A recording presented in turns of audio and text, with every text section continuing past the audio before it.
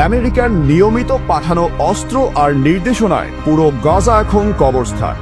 Ethnic cleansing, এক ভয়াবহ জাতিগত নিধনের উপর দিয়েই চলছে ট্রাম্পের রিয়েল স্টেট প্রজেক্ট। ফিলিস্তিনের পবিত্র ভূমিকে আঁকড়ে ধরায় প্রতিনিয়ত তাদেরকে বিভৎসভাবে হত্যা করা হচ্ছে। তারপরও এ ভূমি তারা কিছুতেই ছাড়বে না। এটাই মুসলিমদের আকিদা, লা ইলাহা ইল্লাল্লাহ মুহাম্মাদুর রাসূলুল্লাহর দৃঢ় বিশ্বাস।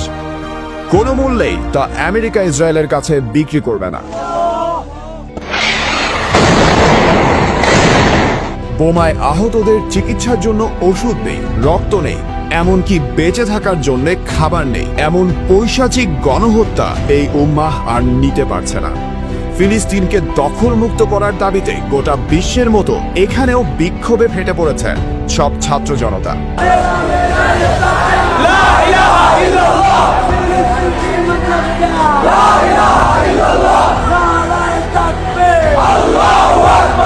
চরম আক্ষেপের বিষয়, যেই কালিমার জন্য আমার ফিলিস্তিনের ভাইরা প্রতিনিয়ত মরছেন, প্রতিবাদ মিছিলে সেই কালিমার পতাকা উড়াতে ট্রাম্প নেতানিয়াহুরা বাধা দিচ্ছে। স্পষ্টত এটা আল্লাহর রাসূল সাল্লাল্লাহু আলাইহি সাল্লামের পতাকা, গোটা মুসলিম উম্মার 1400 বছরের পরিচয়। এই পতাকা নামিয়ে তুচ্ছ করে নবীজি সাল্লাল্লাহু আলাইহি সাল্লামকে অপমান করার স্পর্ধা এরা কোথায় পায়? Very loud and clear. যদি এই প্রতিবাদে এক উম্মার ঐক্যের ইসলাম না থাকে, তাদের দেওয়া জীবন বিধান সেকুলারিজম বর্জনের আহ্বান না থাকে, সেনাবাহিনী পাঠিয়ে ফিলিস্তিনকে মুক্ত করার দাবি না থাকে, তবে এই প্রতিবাদ কার জন্য? যে ইসরায়েলকে টিকিয়ে রেখেছে, অস্ত্র সরবরাহ করছে, গণহত্যার নির্দেশনা দিচ্ছে, আপনি যদি তাদের বিপক্ষে প্রতিবাদ না জানান, তবে আপনি কার পক্ষে প্রতিবাদে নামছেন?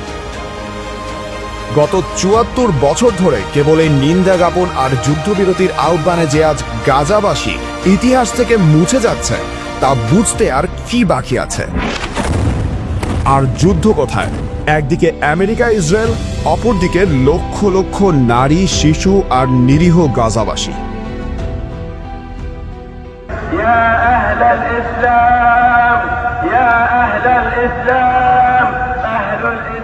হে দেশবাসী, আজ ইসলাম প্রিয় জনগণ টু স্টেটের ধোঁকাবাজি নয়, ট্রু সলিউশন, দখলমুক্ত ফিলিস্তিন চায়।